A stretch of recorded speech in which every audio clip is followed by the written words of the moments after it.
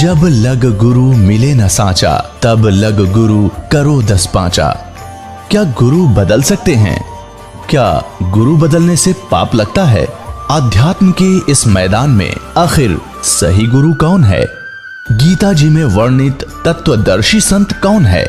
इन सभी प्रश्नों के उत्तर जानने के लिए अवश्य सुनिए जगत गुरु तत्वदर्शी संत रामपाल जी महाराज के मंगल प्रवचन। साधु संतां के पिछले उदाहरण देख लो, उन्होंने लोक मर्यादा कति नहीं करी। जैसे आदरणीय नानक साहिब जी हिंदू धर्म में थे, अरोड़ा खत्री इनके घर जन्म था इनका, और रामकृष्ण के पुजारी थे। परमात्मा मिले तो पूरा उसी दिन त्याग दिया था। परमात्मा के दर्शन करके आते ही सब छोड़ दिया, और पूरा विरोध हुआ था उसका हिंदू समाज में। होने दे, कति परवाह नहीं करी। ये दृढ़ भक्त होते हैं जिनको भगवान आकर मिलते हैं।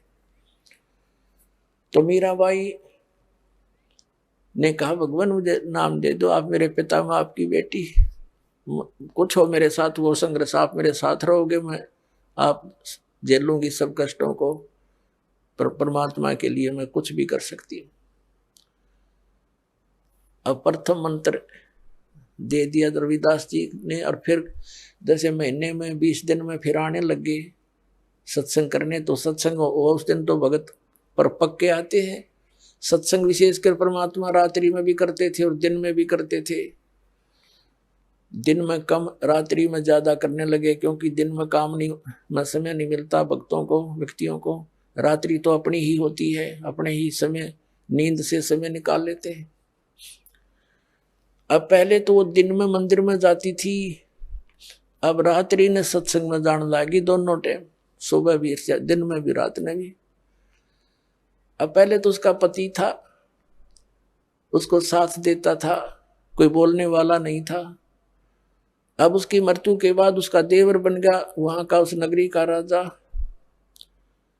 उसने मीराबाई को बहुत समझाया कि तू अब मत जाया कर, पहले तो तेरा पति था, अब लोग पता नहीं क्या क्या बात बनाते हैं, हमारी इज्जत का नाश कर देगी तू। उसने कोई परवाह नहीं करी थी, मंदिर में जाती रही। और फिर लागी और रात ने सत्संग में जान। इस बात का उसके देवर ने घना मलाल हो गया, घना दुख मान लिया कि इसको तो मार दे तो अच्छा है, और इसने तो इज्जत का नाश कर दिया। तो क्या किया उसने, क्या किया, एक दिन अपने पुत्र का जन्मदिन रख दिया।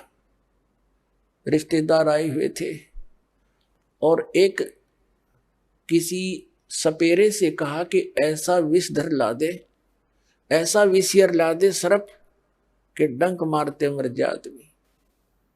उसने वैसा ही ला दिया, राजा का हुक्म था। और एक डिब्बे में बंद करके ऊपर लिख दिया 9 लखा हार। राजा ने एक बांदी से कहा, नौकरानी से, जाओ मीरा को दे दे, ये हार गले में पैर लेगी, सुंदर कपड़े पहन लेगी, रिश्तेदार आवेंगे। और ऐसे, क्योंकि वो तो ऐसी रहती थी बेचारी, उसने तो ना उड़ने पैरने की कोई परवाह नहीं रही थी, भगवान में कसक गनी लगी थी। तो उसने कहा कि ठीक से कपड़े पहन लेना, मेरी बेइज्जती ना करवाना, रिश्तेदार ने कहेंगे भाई रहा नहीं, उसकी पत्नी को कैसे रखता है, और ये हार पहन लेगी। उसने सोचा था यूं कि सर्प डस कर मर जाएगी, सर्प देगा डस, सारे रिश्तेदार होंगे, सब गवाह हो जाएंगे, सांप लड़ गया भाई, हम भी वहीं थे, इसलिए मृत्यु होगी उसकी। इसने चाल तैया चाली थी। अब वो नौकरानी ने जाकर दे दिया कि ले मीरा भाई, राजा ने बताया है इसमें एक हार है बहुत कीमती, इसको पहन लेना, और सुंदर कपड़े पहन ले, आज उनका लड़के का जन्मदिन है, दूर दूर के रिश्तेदार आए हुए। मीरा भाई बोली, रख दे बेबे, पहन लूंगी। नानू का हाइबा पहन ले, अकमा पहन लूंगी, तू जा। वह चली गई। अब उसने खोला कि ना पैरूंगी तो यूं दुखी करेगा, इन बातों में तो कोई खास आंट भी नहीं मेरा भक्ति की, मेरे लिए तो माटी है, यू हार है, जो कुछ भी है, लेकिन यू बकवादी आदमी दुखी करेगा। तो उसने अपना धोए दाए कपड़े पहन के वो हार गले में पहन के बैठ गई कि जब वहां जाएंगे इकट्ठे मैं चली जाऊंगी, जहां इकट्ठा होना है पार्टी में। अब 5-7 मिनट के बाद वो आया। वो तो वो तो ये देखने आया था कि मर्गी होगी, वाई वाह के कह धुआं सांप लड़ गया, सांप लड़ गया, ये रहा भागियो भागियो। अब उसने जाकर देखा कि वो मीराबाई गले में सुंदर हार पहने बैठी। तो कहने लगा कि ये हार कहाँ से लाई? तो उल्टा मैं जानता था तू रातों जाती है, यही कर्म करने जाती है। वो कहने लगी जी आप भी मुझे जीने देते ना मरने देते, आप ही ने तो भी भेजा था, और देख मुझे ही कलंकित कर रहे हो। तो वो कहता मैंने कहा, कौन से उस कहाँ भेजा था? कि ये डिब्बे में, ये बांदी नौकरानी देकर गई थी। वो डिब्बा देखा कि इसमें क्या था, कि इसमें ये हार था। अब उसने सोचा, बांदी बुलाई नौकरानी कि तू, बोली जी मैं अभी देकर बाहर ही बैठी हूँ, इनके बाहर नौकरानी थी, वो बाहर रहती थी, और यही डिब्बा, और तो उसके पास कोई वस्त्र भी, कपड़ा भी नहीं था विशेष, और कोई पात्र भी ऐसा नहीं था। अब उसने सोचा भाई बड़ी, उसने सोचा सपेरा जादू कर गया मेरी खातिर, वह ना जच्ची उसके, कोई और जादू जंत्र का दे गया होगा। तो जब तो वह बच गई। एक दिन उसने क्या किया कि एक सर्प से एक विष मंगवाया, विष डालकर एक प्याले से, उन्हें सोचा या मरती नहीं, मानती नहीं, इसने इज्जत का नाश कर दिया, जिसको जहर से मार देते हैं। उसको कहा विष, साथ गया तलवार लेकर कि ये जहर पी ले, ये विष है इसके अंदर, या तो इसको पी लेना तेरी गर्दन काटूंगा। तलवार लेकर खड़ा हो गया। मीराबाई ने सोचा मारना तो इसने है ही, तलवार से तो दर्द होगा, विष पे लेती हूँ, आराम से मर जाऊंगी। अब करके मालिक को याद, और विष पीगी सारा। और वो देखा खड़ा खड़ा नो का नो चेहरा, आध घंटे तक बाट देखी दुश्मन ने, वो मरी नहीं, वापस आ गया या वासा होकर। तो परमात्मा कहते हैं मीराबाई को मारन लागे जहर का प्याला प्यारे, पीवत ही अमृत हो लाग्या, हो गया सरद ही यारे, मन तू पावेगा अपना किया रे, भोगेगा अपना किया रे। भक्ति के अंदर ऐसी शक्ति है पुण्यात्माओं, विश्वास करना इस मालिक पर। ये कथाएं सुना करते थे हम, कथा नहीं थी, ये सच्ची बातें हैं।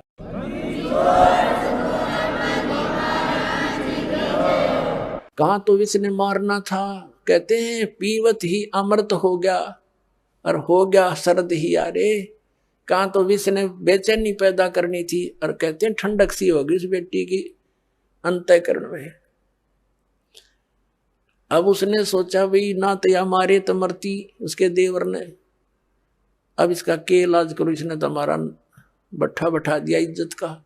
उसने उसकी माँ बुला ली, मीराबाई की उससे कहा कि मौसी तो समझा दे इसने, और माँ की बात बेटी मान लिया करती है। तो माँ ने बहुत समझाया, बेटी देख इधर उधर जाती है, हमारी तकरार होती है, तो अपनी भक्ति यहाँ कर ले। और वहाँ 100 प्रकार से उसने जैसे तैसे माँ बेटी को समझाती है, अपने सारे जंतर मंत्र कर दिए, पर वह ना मानी। फिर यहाँ तक कहा कि बेटी हम ठाकुर, और वो चमार जिस तो तू नाम ले आई, इसमें भी हमारी बेइज्जती का मामला है बेटा, तू मत जाया कर वहां।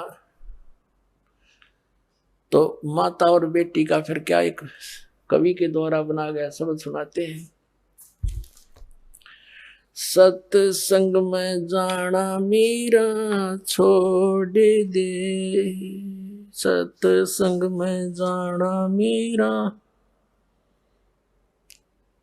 आए मारी लोग करे तकरार, सत्संग में जाना मीरा छोड़ दे, आए मारी लोग करे तकरार, सत्संग में जाना मीरा छोड़ दे, सत्संग में जाना मीरा छोड़ दे, हाय मारी लोग करें तकरार, सत्संग में जाना मीरा छोड़ दे। सत्संग में जाना मेरा ना छुटेरी, सत्संग में जाना मेरा ना छुटेरी। हारी चाहे जड़ के मरो संसार, सत्संग में जाना मेरा। हारी चाहे जल के मरो संसार, सत्संग में जाना मेरा। थारे सत्संग के राह में है, थारे सत्संग के राह में है। आए वहाँ पर रहते हैं काले नाग, कोई कोई नाग तन डस लेवे। आए वहाँ पर रहते हैं काले नाग, कोई कोई नाग तन डस लेवे। जब गुरु जी की मेरे फेरी, जब गुरुओं की मेरे फेरी। हारी व तो सर पे गंडे वे बड़े जाव, सत्संग में जाना मेरा ना छुटेरी। हारी व तो सर पे गंडे वे बड़े जाव, सत्संग में जाना मेरा। सत्संग में जाना मीरा छोड़ दे, सत्संग में जाना मीरा छोड़ दे। आए मारी लोग करें तकरार, सत्संग में जाना मीरा छोड़ दे। सत्संग में जाना मेरा ना छुटेरी, सत्संग में जाना मेरा ना छुटेरी। हारी चाहे जड़ के मरो संसार, सत्संग में जाना मेरा।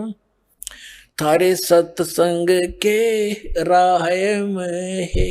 वह माता डराना चाहती है बेटी को, तुम्हारे सत्संग के राह में आए वहाँ पर रहते हैं बब्बर शेर, कोई कोई शेर तन खा लवे, कोई कोई शेर तन खा लवे। जब गुरु जी की मेहर होवेरी, जब सतगुरु जी की मेहर होवेरी। आरी वो तो शेरों के गिदड़ बने जाव, सत्संग में जाना मेरा ना छुटेरी। हारी व तो शेरों के गिदड़ बने जाव, सत्संग में जाना मेरा ना छुटेरी। तुम थारे सत्संग के बीच में है, थारे सत्संग के बीच में। हाँ ये वहाँ पर रहते हैं साधु संत, कोई कोई संत तन ले रमे। हाँ ये वहाँ पर रहते हैं साधु संत, कोई कोई संत तन ले रमे। तेरे री मन में माता पाप हैरी, तेरे री मन में माता पाप हैरी। वो संत मेरे माँ बाप हैरी, वो संत मेरे माँ बाप हैरी।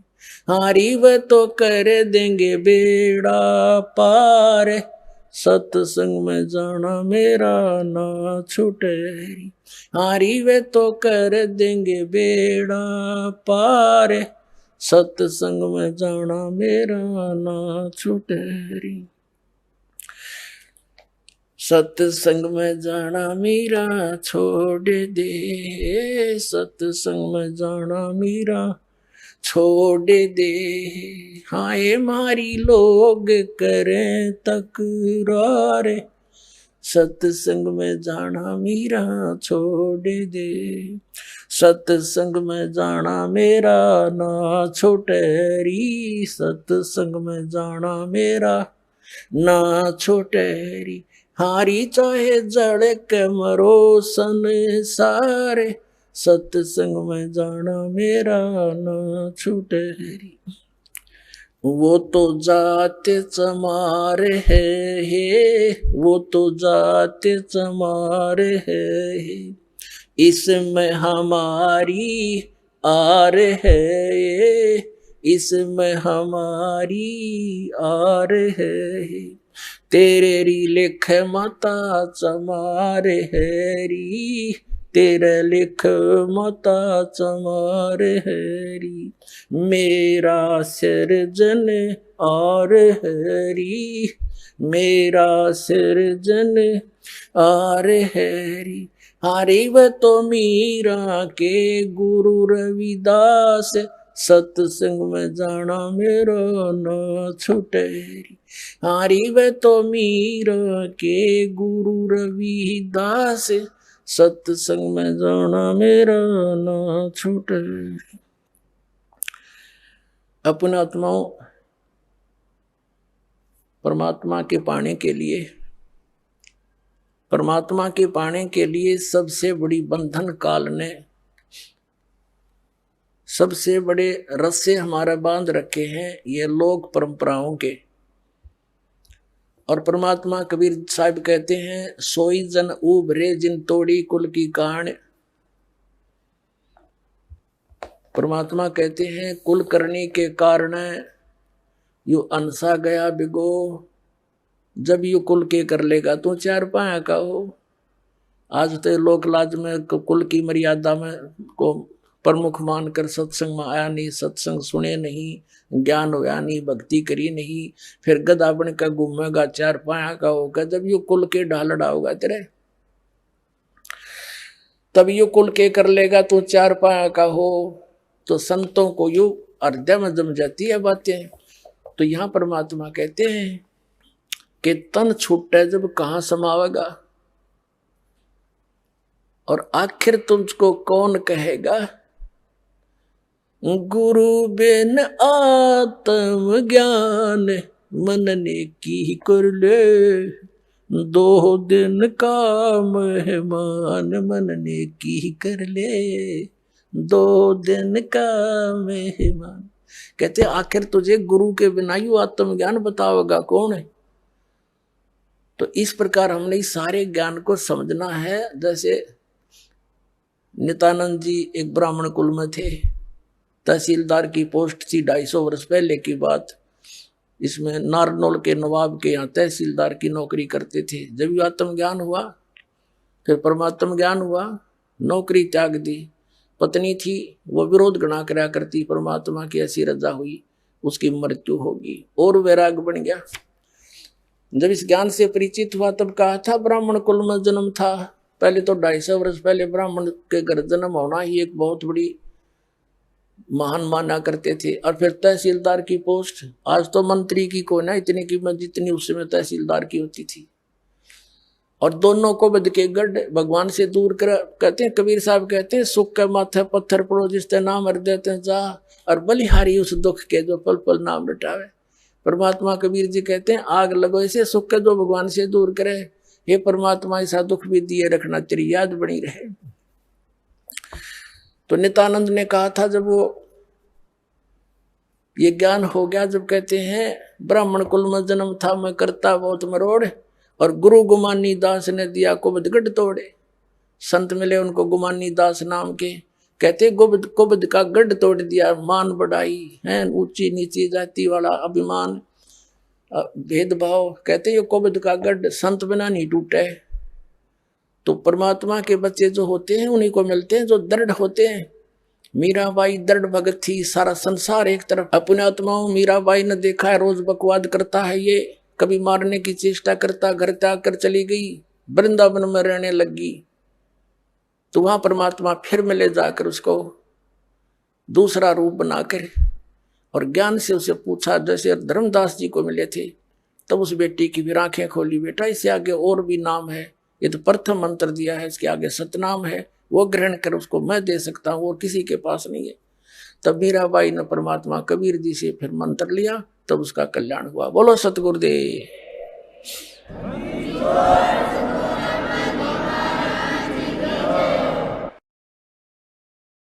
परम पिता परमात्मा कबीर परमेश्वर जी की असीम रजा से पुण्यात्माओं आप सत्संग सुनने के लिए यहाँ आ पाए।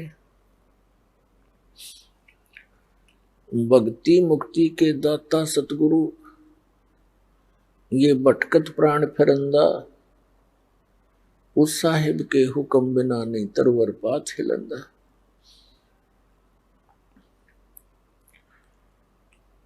पुण्यात्माओं, इस काल के इंद्रजाल को परमात्मा ने आके स्वयं बताना पड़ा,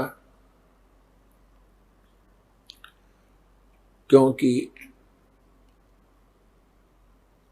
इस काल भगवान ने यहां पर बहुत अज्ञान फैला दिया और दुनिया भर के ये नकली संत तैयार कर दिए जो केवल लोक वेद सुनाते हैं, उनका कोई सदग्रंथ आधार नहीं रहता। जिस कारण से ये प्राणी इन कष्टों को झेलना, जन्म और मृत्यु का ये कष्ट उठाना, इसको एक परंपरा मान चुका है और इसी में संतुष्ट हो चुका है। अधिकतर संतों का भी यही अपना विधान है कि जन्म मृत्यु ये तो होती ही रहेगी।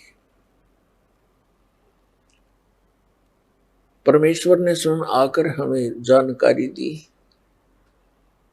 वो हम सभी आत्माओं के सृजनहार हैं, वो हमारे परम पिता हैं, वो हमारे जनक हैं। कबीर भगवान, कबीर अल्लाह, कबीर जुलाहा, कबीर धानक जो काशी में बनारस में आए थे, ये स्वयं परमात्मा है, ये परम अक्षर ब्रह्म है, ये सत्य पुरुष है, यही अकाल मूर्त है, यही शब्द स्वरूपी राम है।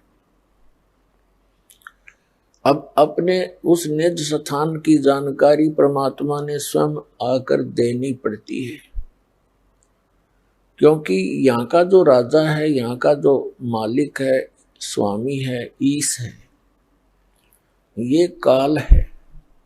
इसको श्राप लगा हुआ है 1 लाख मानव शरीरधारी प्राणियों के सूक्ष्म शरीर को तपत शिला पर भून कर उससे निकले हुए गंध को खाता है। जीव मरता नहीं, लेकिन वहां पीड़ा बहुत होती है जब इसको तपतशिला पर डाला जाता है। तपतशिला एक बहुत बड़ी तई समझ लो, तई तवे होते हैं, बड़ी बड़ी तई होती हैं, भट्टियों पर रखते हैं। ऐसे एक पत्थर की सब अपने आप जल रही है और उसमें इतनी हीट है, इस प्राणी को वहां डाला जाता है सूक्ष्म शरीर में, तो ये बहुत बुरी तरह तड़पता है। इस प्राणी ने इस स्थूल शरीर के माध्यम से आजीवन जितने भी विकार किए हैं, जैसे भी दुर्व्यसन किए हैं, चटपटे आहार किए हैं, भोजन फल फ्रूट खाए हैं, इनका एक अंश सूक्ष्म शरीर के ऊपर लिप्त हो जाता है। अब आप देखते हो प्रत्येक प्राणी कोई ना कोई विकार कर ही रहा है। कोई सिगरेट पीता है, कोई भांग पीता है, कोई शराब पीता है। चटपटे आहार करना इस मन का एक स्वभाव है। ये मन उस काल का एजेंट है। निराकार समझो, वो काल जो है, उसी काल तो साकार है, उसी की ये एक, इस काल को समझ लो, मन को भी काल ही समझो। और ये वो सब क्रियाएं कराता है जो इस जिनकी इसको आवश्यकता है, और साथ में इसका एक और उद्देश्य रहता है कि ये ऐसे कर्म ना कर ले ये प्राणी जिससे इसको पुनः मनुष्य जीवन शीघ्र मिल जाए। काल को भय बना रहता है कि जब इस प्राणी को मनुष्य शरीर होता है तो उस समय ही कोई ऊपर से शक्ति आती है परमात्मा की भेजी हुई, और वो यहाँ सबको ज्ञान देता है। मनुष्य जीवन में होंगे तो ये ज्ञान ग्रहण कर सकेंगे, अन्य पशु पक्षियों की योनि में होंगे तो ये भटकते रहेंगे। फिर मानव शरीर प्राप्त प्राणियों को ये इतना भ्रमित करवा देता है कि जब वो समय आता है उस परमात्मा के यहाँ प्रकट होने का, या अपना कोई दास भेजता है अपना रिप्रेजेंटेटिव बना के, उस समय तक ये काल प्रत्येक मानव को अज्ञान से आंट देता है और बकवादों से भर देता है, बुराइयों के इतने आदी बना देता है कि जिस समय परमात्मा का ये समय आता है, मोक्ष टाइम जिसे कहते हैं, मोक्ष समय, तो उस समय तक ये ऐसा कंडम कर देता है इस मानव को, प्राणी को। या तो ये भक्ति चाहता नहीं, अन्य बकवादों में लगा रहता है, राजनीति में, बड़ी पोस्ट प्राप्त करने के लिए स्टडी में, और फिर सारा जीवन जोड़ के एक कोठी और करके 10-20 लाख रुपए बैंक में आप मर जाता है। आप गधा बना फिरता है और बैंक के बैलेंस ने पता नहीं कौन वर्तता है। तो ये चाहता है कि कोई भी प्राणी उस समय भक्ति योग्य ना रहे। अब जो पुण्यात्माएं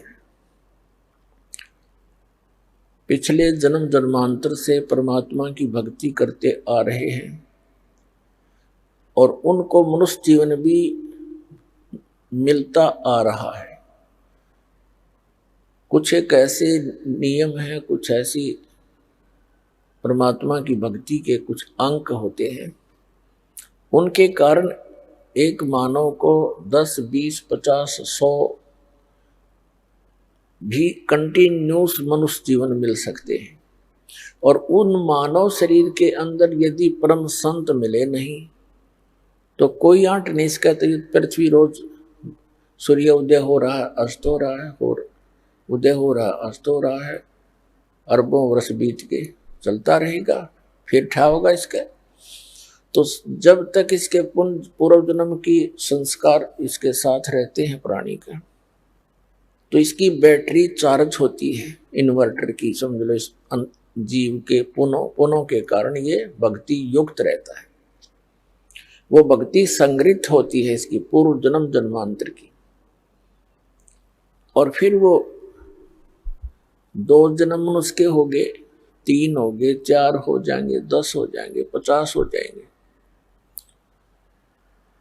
और फिर उस मानव जन्म में कभी उसको कोई परम संत ना मिला, फिर से चार्जर लगा नहीं, तो फिर वो 84 लाख योनियों में चला जाएगा। तो वो पुण्यात्माएं जो मानव शरीर से तुरंत आए हैं, वो स्त्री है या पुरुष है, मेल है या फीमेल है, वो परमात्मा की भक्ति के बिना रह नहीं सकते। उनको परमात्मा की एक विशेष कसक बनी ही रहती है, जिसके कारण वो जैसा भी जिस परंपरा में, जिस भी मजहब धर्म में उसका जन्म होता है, अपनी परंपरागत उन क्रियाओं में भी वो शीघ्रता से लग जाता है। तो काल भगवान ने परमात्मा से कहा था, जब परमेश्वर प्रथम बार इस काल के लोक में आए थे, इसने परमात्मा के साथ, क्योंकि परमेश्वर कबीर जी अपने पुत्र का रूप बना कर आते हैं, कभी ज्ञानी का, कभी सहजदास का, कभी जोगजीत का। तो वो ये सोचता है कि ये मेरे भाइयों में से ही है, क्योंकि ये भी काल, काल भी परमात्मा का ही पुत्र है। हम सभी उसी के बच्चे हैं, चाहे कोई चींटी है, हाथी है, शेर है, बगेरा है, गवेरा है, राजा है, रंक है, किसी भी मजहब धर्म में जन्मा है। लेकिन जो बच्चे निकम्मे हो जाते हैं वो तो निकम्मे ही होते हैं, अच्छे बच्चे वो अच्छे ही होते हैं, फिर भी होती संतान ही है। तो इस काल ने परमात्मा को अपना बड़ा भाई जानकर उसके साथ विरोध किया कि तू यहां कैसे आ गया जोगजीत। उसको ये भी डर रहता है कि हो सकता है कोई परमात्मा का संदेश लेकर आया हो, कोई आदेश हो। कहा तो आदेश है परमपिता का, पहले मुझे वो सुना और फिर तुझे तेरी पिटाई करूंगा मैं, क्योंकि मैंने तेरे से वहां प्रार्थना की थी कि मुझे इस लोक सतलोक से निकाल मत। तूने मेरी एक नहीं सुनी थी, मुझे वहां से निकाल दिया था। अब तू मेरे लोक में कैसे आ गया? अब मैं तुझे गढ़ूंगा। तब परमात्मा अपने पुत्र जोगजीत के रूप में खड़े थे। इससे कहा कि सुन ले आदेश परमपिता का, मैं क्या उद्देश्य लेकर आया हूं। मैं नीचे तेरे संसार में जाऊंगा और परमात्मा की जानकारी कराऊंगा। तूने परमात्मा का नाम और निशान मिटा दिया, तू खुद भगवान बन बैठा नालायक, तने शर्म नहीं आती। इन भोली आत्माओं ने गलती की, तेरे ऊपर आसक्त होकर तेरे साथ आ गए, फिर ऐसी दुर्गति किया करते हैं। कोई गधा बना दिया, कोई गधी बना रखी, कोई कुत्ता, कोई सुअर, सुअरी गंद में लेट रहे हैं, क्या खा रहे हैं। मैं नीचे जाऊंगा, परमात्मा का आदेश है, और सबको बताऊंगा कि ये भगवान नहीं है जिसको तुम भगवान जानकर पूज रहे हो। ये काल है, ये तुम्हें खाता है, तेरी पोल पाड़ का आऊंगा। तब इसने सोचा ये तो मेरा नाश करने आ गया, मेरी खेती उजाड़ेगा। तो इस काल ने परमात्मा को जोगजीत समझ के उसके ऊपर ऐसे झपट्टे जैसे अभी मार डालेंगे। परमात्मा ने अपनी प्यारी आत्मा धर्मदास जी को यह ज्ञान देते हुए कहा कि धर्मदास जी, जिस समय उस काल ने मेरे ऊपर अटैक किया, आक्रमण किया, मैंने सतनाम का सिमरण कर दिया। पुण्यात्मा, वो परमात्मा हमें भी सतर्क करना चाहते हैं कि जो प्यारी आत्मा परमात्मा की शरण में आ गए और उनके ऊपर कोई किसी प्रकार की कोई आपत्ति आती है, चाहे कोई दैविक है, चाहे कोई जंतर मंत्र किसी का है, चाहे कोई गाल भी गाल देता है, और आपने उपदेश प्राप्त है तो उस समय अपना श्वास का सिमरण शुरू कर दे। जिसको प्रथम मंत्र प्राप्त है तो प्रथम मंत्र का ही जाप शुरू कर दे, किसी और की आशा नहीं करे कि वो मेरी रक्षा करे। परमात्मा ने बताया कि धर्मदास, मैंने सतनाम का सिमरण कर दिया और काल ऐसे कंडम हो गया, ऐसा झटका लगा इसको जैसे पक्षी की पंख कट जाती है। पंख उनके कटने के बाद वो जमीन पर पड़ा पड़ा तड़प रहा होता है, वो ऐसा ही हो जाता है। ऐसी दशा होगी इस ज्योति निरंजन काल की। ये चापलूस है। पहले तो इसने सोचा था कि मैं इसको डरा धमका दूंगा, और फिर इसने पैर पकड़ लिए मेरे आकर। कबीर साहब कहते हैं कि इसने नीचे नीचे घिसट कर मेरे चरण पकड़ लिए। और पैर पकड़ के रोने लग गया, कहने लगा तो मेरा बड़ा भाई, मैं तेरा छोटा भाई। छोटे तो उत्पात किया करते हैं, बड़े तो अक्समाही किया करते हैं। मैं तो आपको पिता के समान मानता हूं, और आप तो उनके ही भेजे हुए आए हो, आप तो उन्हीं की शक्ति हो, मुझे अक्षमा कर दो। परमात्मा ने कहा ठीक है, क्षमा कर दिया तुझे। फिर चरण छोड़े नहीं और कहने लगा कि मुझे मेरे इस लोक में कुछ त्रुटि है, वो आवश्यकताएं मेरी पूरी कर दो। मैं आपका छोटा भाई हूं, आप तो समर्थ हैं। बहुत घनी चापलूसी करी इसने। तो परमात्मा ने कहा कि बोल, क्या मांगता भिखारी, तू बोल। तब इसने कहा ऐसे नहीं, वचनबद्ध हो जाओ। परमात्मा ने कहा कबीर जी ने, ठीक है, वचनबद्ध हो गया। तब इसने क्या कहा कि 3 युगों में जीव कम ले जाना। अब क्या कहा था जोगजीत रूप में परमात्मा ने कि मैं सभी जीवों को बताऊंगा कि ये काल है, और जो साधनाएं तू करवा रहा है वो तेरे सतर की है, तेरे जाल में फंसे रहने की है।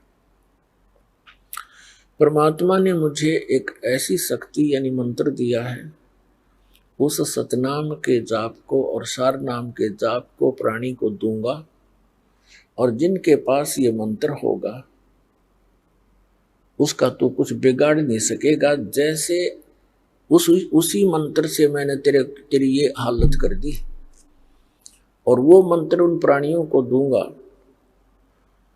जिनके पास ये मंत्र होगा, तो उनके निकट नहीं जा सकेगा, और सबको सतलोक ले जाऊंगा सतनाम दे करके। तो इसने फिर प्रार्थना की कि 3 युगों में जीव कम ले जाना।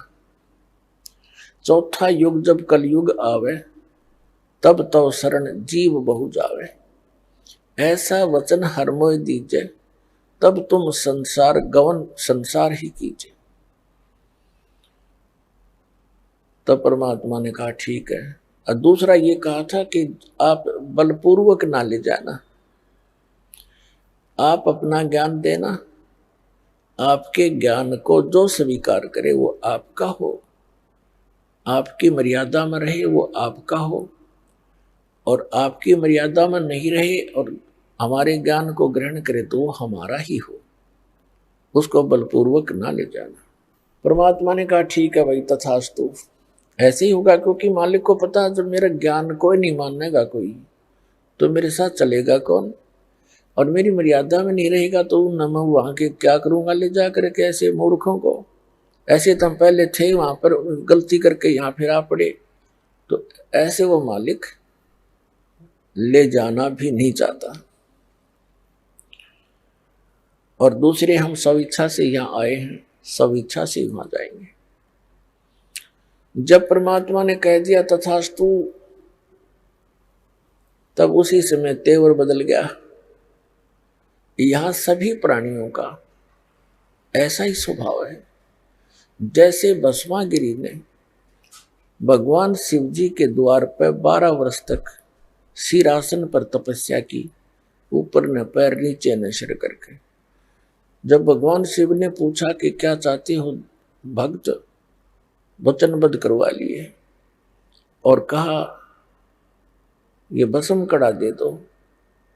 जब भस्म कड़ा दे दिया भगवान शिव ने, अगले तेरी साथ बोले तैयार, वो एकदम त्यावर बदल गया। नहीं जब करबद्ध खड़ा तो हाथ जोड़े था। तो यहाँ ऐसा ही स्वभाव प्रत्येक प्राणी का बन गया, क्योंकि यथा राजा तथा प्रजा हो ही जाती है। यहाँ का ये राजा है, हमारे अंदर ये मन इसी का अंश है, तो ये हमारी सबकी एक जैसी वृत्ति होगी। तो इसने कहा कि जाओ जोगजीत बेसिक संसारा, जीव न माने कहा तुम्हारा। जीव तुम्हारा कहा न माने, हमारी ओढ़ हो बाज बखाने। ऐसे रंग दूंगा इनको उल्टे ज्ञान ते, ऐसा परिपूर्ण कर दूंगा, ठोक दूंगा, भर दूंगा इनको। जब तुम जाओगे चौथे युग में, कलयुग में, तो उस समय तक तो ये भक्ति योग्य छोड़ दूंगा कौन इनको, या तो नास्तिक बना दूंगा या विकारी बना दूंगा, फिर अन्य पूजाओं पर लगा दूंगा अपने दूत भेज के। 12 पंथ करूं मैं साजा, नाम तुम्हारा ले करूं आवाजा। 12 पंथ नाम जो ले ही, सो हमरे मुख आन समूही। और अनेक पंथ चलाऊं, या विद जीवों को भरमाऊं। तीर्थ व्रत जप तप मन लाऊं, और देवी देवल धाम पुजवाऊं। ये नरे तीर्थ बनवा दिए, नरे धाम बनवा दिए, और ऐसा पाठ पढ़वा दिया नकली संतों, ऋषियों, महर्षियों, आचार्यों और शंकराचार्यों द्वारा कि तीर्थों की पूजा कर, धामों पर माथा टेक कर कल्याण हो जाएगा। अरे हमारे सदग्रंथ क्या बताते हैं, हमारा विधान क्या बताता है भगवान का? पवित्र चारों वेद, पवित्र श्रीमद् भगवद गीता, और पवित्र वो सच्चिदानंद घन ब्रह्म की वाणी, कबीर वाणी, ये विधान है परमात्मा का। तब परमात्मा ने कहा था कि काल जब कलयुग बीत जाएगा 5500 वर्ष, उस समय हम जाएंगे वहां पर, और तेरे सभी पंथों को मिटा करके एक बना दूंगा। मेरे बच्चों को जो तूने डिवाइड करवा दिया होगा उस समय, क्योंकि सतयुग त्रेता द्वापर तक अन्य कोई धर्म मजहब नहीं था। इस कलयुग के ये ज्यादा से ज्यादा 2-2.5 हजार वर्ष, अब जो आज से 2-2.5 हजार वर्ष से पहले, उसके बाद ही हम विभाजित हो गए। लगभग 2520 वर्ष पूर्व हिंदू धर्म के प्रवर्तक आदि शंकराचार्य का जन्म हुआ, और 32 वर्ष वो रहा संसार में, फिर उसकी मृत्यु होगी। उसके बाद फिर 2012 वर्ष हो गए ईसा जी के जन्म को। 30 वर्ष की उम्र में उसकी मृत्यु हो गई थी, और लगभग 1400 वर्ष हो गए हैं इस मुसलमान धर्म को, हजरत मोहम्मद जी के जन्म को। और सिख धर्म जो है, ये परमात्मा के कबीर जी जब प्रकट थे उसी समय नानक साहिब जी भी उनके समकालीन थे। अब हमारे इस काल ने हमें कैसे बिचला दिया। आदरणीय नानक साहिब जी ने कोई धर्म नहीं बनाया था, धार्मिकता को बढ़ाने के लिए, पुण्य कर्म बढ़ाने की एक विधि बताई थी। और सिख का अर्थ शिष्य होता है, शागिर्द होता है, और फिर आगे चल के ऐसे प्रारूप बिगड़ ही जाता है। अब जैसे परम पूज्य कबीर परमेश्वर जी ने, कबीर कोई समुदाय नहीं बनाया उन्होंने, कबीर कोई धर्म नहीं बनाया, कबीर पंथ का अर्थ होता है वो मार्ग जो कबीर परमेश्वर जी ने दर्शन किया, मार्गदर्शन किया भक्ति के विषय में, अध्यात्म के विषय में, और जो साधनाएं उन्होंने प्रमाणित किया कि इन साधनाओं से मोक्ष होगा। यदि हम उन्हीं साधनाओं को कर रहे हैं और परमात्मा के बताए मार्ग पर चल रहे हैं, तो हम कबीर पंथी हैं, यानी कबीर जी के द्वारा दिए गए उस मार्ग पर चल रहे हैं। और यदि हम उस मार्ग पर नहीं चल रहे हैं, वही साधना नहीं कर रहे हैं, उसी तरह हम अपनी क्रियाएं नहीं कर रहे हैं, तो हम बेसिक कबीर पंथी कहलाते हैं। हमारा पंथ कबीर जी वाला नहीं है, हम विपरीत मार्ग पर चल रहे हैं, कह रहे हैं कबीर पंथी। तो कहने का भाव यह है कि काल ने अभी करना था सारा काम, इसने कलम तोड़ रखी है। उसके बाद ये बना दिए कि इतने संत, ओहो, ये श्री शिवदयाल जी राधा स्वामी पंथ का प्रवर्तक, अब इनके बाद देखो एकदम कैसा तूफान आ गया, ना जाने कितनी ब्रांच होगी इसकी, 100-150 वर्ष के अंदर, और लगभग आधे भारतवर्ष को इन्होंने मिसगाइड कर दिया, जिसमें अधिकतर इफेक्ट किया है इसने हिंदू धर्म और सिख धर्म के ऊपर। ये नास्तिक बनाने जा रहे हैं प्राणियों को, ये कोई क्रिया नहीं बताते। आंख मीच कर बैठ जाओ 2.5 घंटे सुबह, 2.5 घंटे शाम, और नाम 5 काल के, और कुछ नहीं करना, ना कोई जोत लगानी, ना कोई धर्म भंडारा, ये खीर तक भी नहीं बांटते, सत्संग करते हैं, पानी की व्यवस्था करते हैं। इन्हें तो भट्ठा बैठा दिया मनुष्य मानव जीवन का। हमारे घरों में ज्योति जला करती थी पहले देसी घी की, प्रत्येक के घर में, विशेषकर हमने क्योंकि दास का जन्म पवित्र हिंदू धर्म में हुआ, तो प्रत्येक घर में ज्योति शाम के समय तो वैसे जलाया करते थे, चाहे जलावे 2 सेकंड के लिए, वो लात इसलिए करते थे छोटी, जल्दी हो जाती, समाप्त हो। लेकिन कुछ न कुछ क्रिया धार्मिकता का यथार्थ मार्ग था, वो भी न भट्ठा बैठवा दिया, बंद करवा दिए। अपने आत्माओं, ये धन धन सतगुरु सच्चा सौदा सिरसा वाले, जो कि तुम सेम प्रणाली समझ लो भाई। ये बालयोगेश्वर बोल रहे हैं जो अमेरिका में रहता है, उसका एक भाई सतपाल जी है यहाँ भारतवर्ष में। इनका किसी का सिर पैर नहीं, सारे श्राद्ध निकालने हुए, भूत पूजा बताओ जो आम व्यक्ति कराया करता, जैसे हम पहले करते थे, एजिटीज हैं ये। या साराम जी ने कख नहीं पता, मूर्ख बना रहा है इतनी दुनिया ने। 6-7 नाम डाल देता है, सेलेक्ट कर ले जो तुम्हें अच्छा लगे। एक तो ये खुद देता है एक नाम, 100 हमको 2 हिस्से हम कर देता है, 100 बाहर हम भीतर, और बाकी 6-7 मंत्र बोल देता है कि इनमें से जो तुझे अच्छा लगे सेलेक्ट कर ले। अरे भले आदमी, एक डॉक्टर के पास मरीज जाता है और मरीज का अगर 6 कैप्सूल 6 प्रकार की गोली डाल दे, तेरी मर्जी सिलेक्ट कर ले कोई सी, क्या वो डॉक्टर है? मूर्ख बना रहा दुनिया को। तो पुण्यात्माओं, इन न कित कित रोऊं और किस किस न रोऊं, या तो कुआ भांग पड़ी।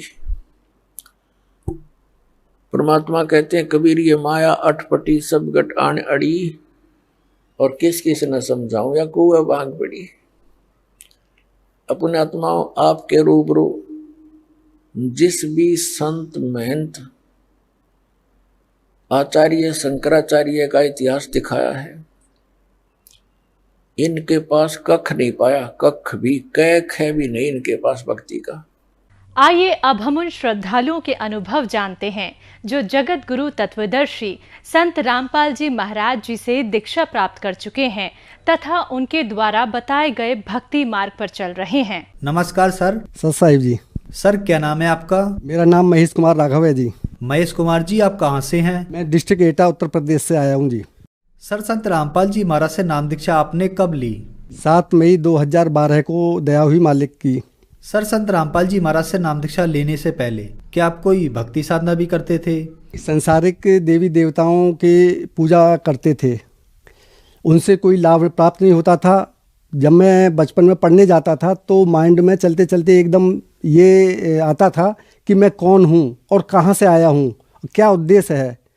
मैं परमात्मा की प्राप्ति के लिए बहुत इच्छुक था, लेकिन मुझे वो सत्मार्ग नहीं मिला। तो उसमें चलता रहा, अन्य देवताओं की पूजा पाठ भी करते रहे, उनसे कोई किसी तरह का लाभ नहीं हुआ, एन दुख ही दुख आते रहे। जहाँ पर अन्य लोग संतवंत भी आते हैं जो भी ये कहते हैं कि मैं परमात्मा से मिला सकता हूँ, तो दास ने उन संतों से कहा कि आप मुझे परमात्मा से प्राप्त करने के लिए सद्भक्ति क्या होती है बताइए। लेकिन उनका बताया हुआ मार्ग मुझे अच्छा नहीं लगा। 1984 में एक दोस्त थे, तो उन्होंने मुझसे कहा कि भाई आप परमात्मा की प्राप्ति के लिए इच्छुक हैं, तो आप मैं बताता हूँ उस मार्ग पर चलिए। मैंने वो मार्ग क्या है कि आपको एक संत जो राधा स्वामी पंथ से हैं उनके पास चलना होगा और उनसे नाम दीक्षा लेकर सद्भक्ति करनी होगी। तो दास तैयार हो गया, मैंने कहा चलो ठीक है जी। तो यहाँ से हम दिल्ली पहुँचे, कृपाल आश्रम में है विजयनगर में। वहाँ पर महाराज दर्शन सिंह थे। 1984 में संत दर्शन सिंह महाराज कृपाल आश्रम से उनसे नाम दीक्षा ली और उनके बताए अनुसार मंत्रों का जाप शुरू किया, लेकिन उससे मुझे कोई किसी तरह का लाभ नहीं प्राप्त हुआ। अन्य कष्ट ही आते रहे। मेरी जो उत्सुकता थी परमात्मा प्राप्ति की, परमात्मा के मार्ग के किस तरह से मिलना है, परमात्मा की प्राप्ति कैसे हो सकती है, लेकिन वो कुछ नहीं हुआ। सर फिर आप संत रामपाल जी महाराज की शरण में कैसे आए? जी, मैं पेशे से डॉक्टर हूँ और क्लिनिक पे बैठा हुआ पेशेंट देख रहा था, तो उस परमेश्वर की दया हुई। संत रामपाल जी महाराज के कुछ भक्त थे यानी अनुयायी थे, तो वो उनसे मुझे एक पुस्तक ज्ञान गंगा प्राप्त हुई। जब मैंने ज्ञान गंगा को देखा और पढ़ा तो मुझे रोना आ गया, क्योंकि मैं जिस परमात्मा की खोज के लिए लगा हुआ था वो उसमें मुझे सफलता दिखाई देने लगी। मैंने घर पर अपनी पत्नी से कहा, मैं इस संत से नाम लेने के लिए जाऊंगा। संत रामपाल जी महाराज जी के आश्रम में पहुंच गए। वहां जाकर ऐसा लगा जैसे कि हम स्वर्ग में आ गए हैं। सभी वहां अनुयायी जो थे वहां पर अपना जैसे एक परिवार का भी आदर नहीं करता है, इस तरह से उन्होंने बड़े अच्छी तरह से आदर किया, बुलाया, बोले आओ भगत जी, आओ भगत जी, इस तरह से कह के आप भंडारा पाइए कि ये। तो वहाँ जाकर उन्होंने कहा कि आप पहले भंडारा कीजिए, उसके बाद में आप। तो मैंने कहा कि नहीं, मुझे सबसे पहले वो नाम दीक्षा लेनी है। संत रामपाल जी महाराज से नाम दीक्षा प्राप्त हुई। सर यहाँ पर आपने एक पुस्तक का जिक्र किया ज्ञान गंगा, उसको पढ़ने के बाद आप संत रामपाल जी महाराज की शरण में आए। सर आप हमें यह बताइए कि ज्ञान गंगा पुस्तक में ऐसी क्या बातें लिखी थी कि सन 1984 से आप राधा स्वामी पंथ से जुड़े हुए थे, फिर आपने संत रामपाल जी महाराज से नाम दीक्षा लेने के लिए मजबूर होना पड़ा?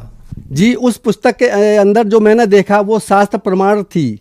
चारों वेद, गीता, कुरान, बाइबल, गुरु ग्रंथ साहिब में प्रमाण सहित बताया गया है कि हु इज गॉड, वो गॉड कौन है, उसकी सतभक्ति किस तरह से की जाती है, और उसके अंदर जो हमारे विकार हैं वो छुड़ाने के लिए सभी विद प्रमाण के दिया गया था। जी सर, हमारे चैनल के दर्शक अगर उस पुस्तक को मंगाना चाहें तो उसकी क्या कॉस्ट है और कैसे मंगा सकते हैं?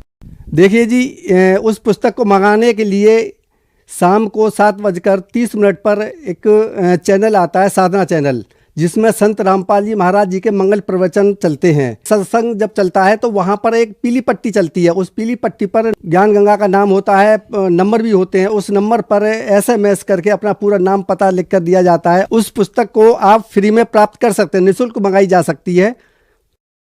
सर अब आप यह बताइए कि संत रामपाल जी महाराज से नाम दीक्षा लेने के बाद क्या आपको लाभ भी प्राप्त हुए?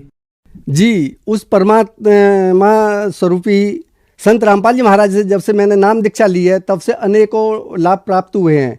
सर्वप्रथम मेरे बेटे की जॉब नहीं लगी हुई थी, वो डिग्री किए हुए था, और जिस दिन से उसने संत रामपाल जी महाराज जी से जब नाम प्राप्त किया तो उसके 3-4 दिन बाद ही जॉब की कॉल आ गई और नव भारत फर्टिलाइजर में उसकी जॉब लग गई।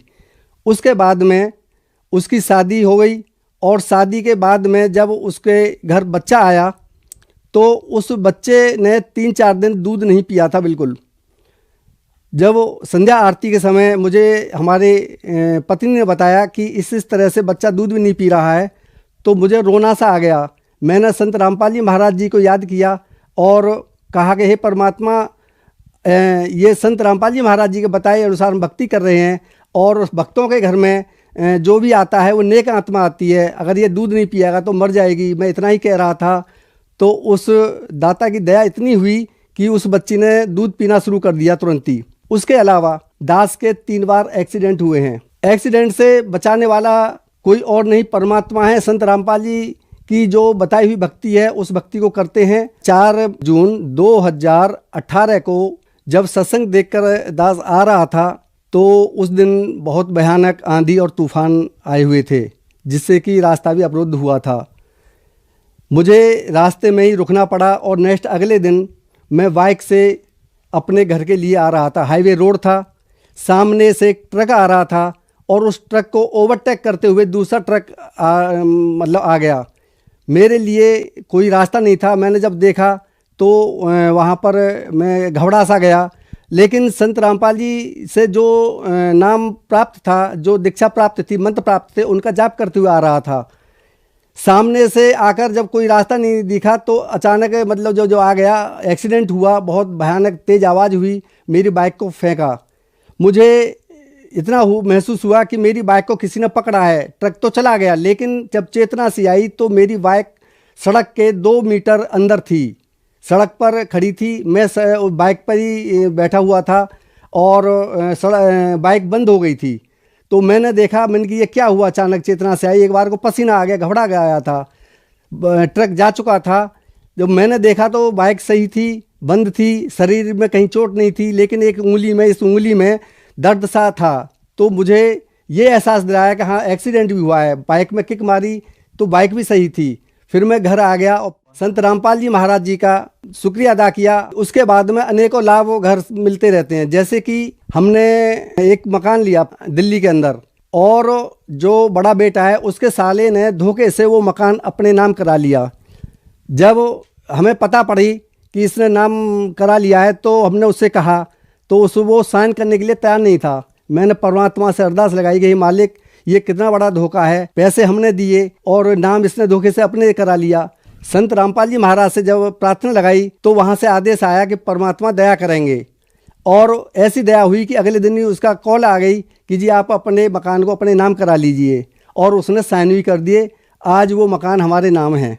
मैं एक डॉक्टर हूँ और क्लिनिक पर पेशेंट देख रहा था। शाम को 4 बजे करीब मुझे अचानक चिकनगुनिया का अटैक हुआ। इतना भारी अटैक हुआ कि बैठने के बाद में मेरे से खड़ा नहीं हुआ गया। फीवर इतना तेज़ था कि 1000 पैरासीटा लेने के बाद भी फीवर उतरने का नाम नहीं ले रहा था। और जो पास के सहयोगी डॉक्टर थे उनसे भी मैंने कहा, मैंने कि भाई देखिए क्या है, तो उन्होंने भी सलाह दी कि आप ये चीज़ लीजिए, लेकिन उससे कुछ नहीं हुआ। करीब 8 घंटे तक जब बुखार नहीं उतरा और मैं बड़ा मुश्किल से मुझे घर तक ले जाया गया, तो बेटे ने कहा कि चलो आपको आगरा ले चलते हैं। मैंने कि नहीं, मैंने संत रामपाल जी महाराज जी से नाम दीक्षा ले रखी है और मेरा जो भी निवारण करेंगे वही होगा। मैंने दंडौत किया गुरुजी के आगे और संत रामपाल जी महाराज जी से कहा कि हे गुरुजी, मेरा ये फीवर नहीं उतर रहा है, अब आप ही जाने, आप ही दया करेंगे। तो मैंने वहाँ पर चरण अमृत प्रसाद लिया और उसके बाद मैं थोड़ी देर में ही सो गया, और जब आँख खुली तो मेरा फीवर गायब था। उस परमात्मा स्वरूपी संत रामपाल जी महाराज ने मेरी पल पल रक्षा की है। सर, संत रामपाल जी महाराज से नाम दीक्षा लेने के बाद आपको बहुत सारे लाभ प्राप्त हुए, तो जो दर्शक आज आपको टीवी पर देख रहे हैं, आप उनके लिए क्या कहना चाहेंगे? जी, मैं संदेश नहीं दे सकता, मैं केवल प्रार्थना कर सकता हूँ कि इस संत से नाम दीक्षा लेकर भयानक से भयानक रोगों का विनाश होता है, सद्भक्ति प्राप्त होती है। जैसे कि बचपन से मेरे माइंड में जो आता था कि मैं कौन हूँ, कहाँ से आया हूँ, इस प्रश्न का कभी उत्तर नहीं मिला था, तो आज मुझे उन प्रश्नों के उत्तर मिले, आध्यात्मिक लाभ मिला और मोक्ष मार्ग भी मिला। उनसे यही प्रार्थना है कि आप इस संसार में अन्य ऋषियों में, अन्य संतों में भटक रहे हैं, जिनके पास जो नकली हैं, जिन्होंने अपना धंधा चलाने के लिए ये प्रचार कर रखा है, दुकान खोल रखी हैं, उनको छोड़कर उनके संत रामपाल जी महाराज जी की पुस्तक ज्ञान गंगा को निःशुल्क मंगवा कर पढ़िए और उसमें सद्भक्ति देखकर फिर उनके चरणों में आकर नाम दीक्षा लेकर सद्भक्ति करने से सब रोग दूर होते हैं, आर्थिक, भौतिक, संसारिक सारे सुख प्राप्त होते हैं। धन्यवाद सर। सत साहिब।